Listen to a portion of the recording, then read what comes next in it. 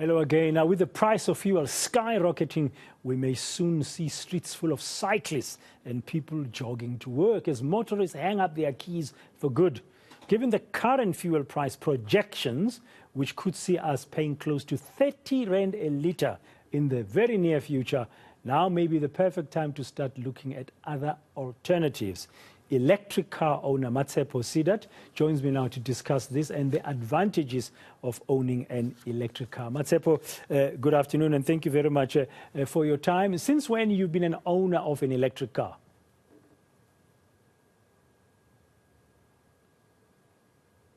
Sorry, Matshepo, I think you're muted. I think you've muted yourself. I can see that you're talking, but I can't hear you. Okay. Good afternoon to you and to your viewers. I have been an owner of an electric car since late 2020. So for almost 2 years, I have been driving an electric car, and really it has been a really wonderful experience. So before that, you were like some of us today, still using fuel fossils to power up your car. Cost-wise, what change have you seen? Cost-wise, really, Dan, of course, it's very significant, the cost difference. I'm driving a car that is fully electric. However, it does have a range extender. And then, so previously, I used to spend probably about 1,500 or so for fuel per month. I live close to my workplace, so it wasn't much. However, having to actually, use an electric car, I'm actually spending very little for fuel.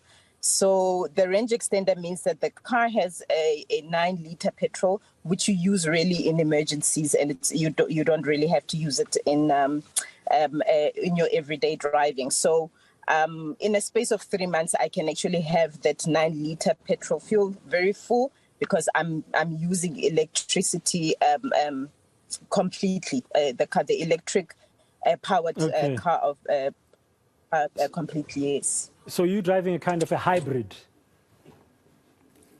It's not really a hybrid, because it's the petrol part of it is actually an extension, and it's optional for the car. Okay. So it's fully electric with the extension of the range extension, so to speak. Yeah. Now, I mean, with Eskom giving us stage 6 from 2 o'clock this afternoon, and we've seen the worst of load shedding that we haven't had in a long time, with these new blackouts since this week because of the strike, according to Eskom. How do you manage to power up, to recharge, to charge your car?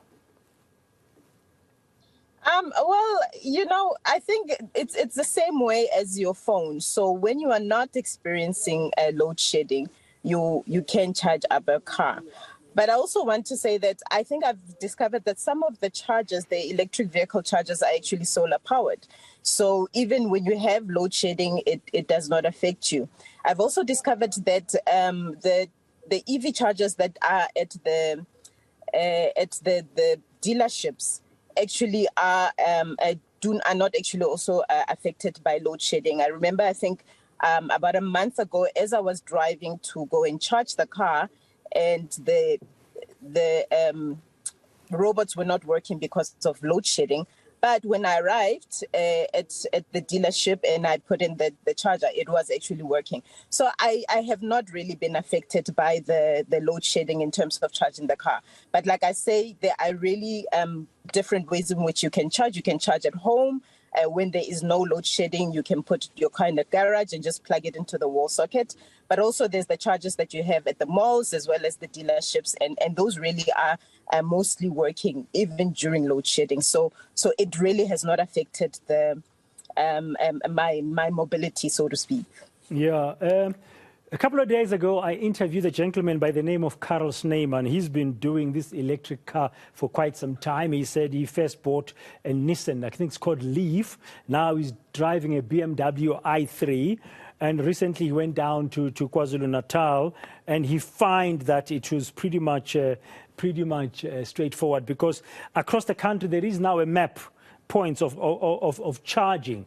But do you think up to now in South Africa, an electric car is only restricted to the urban areas? I do find that and it is really restricted. I mean, living in Gauteng, I can honestly say I could never be stranded because every next city and every next town has an electric charger. But once that you move outside of the urban areas, then where the challenge is, and then you have to revert to the wall socket charging in itself.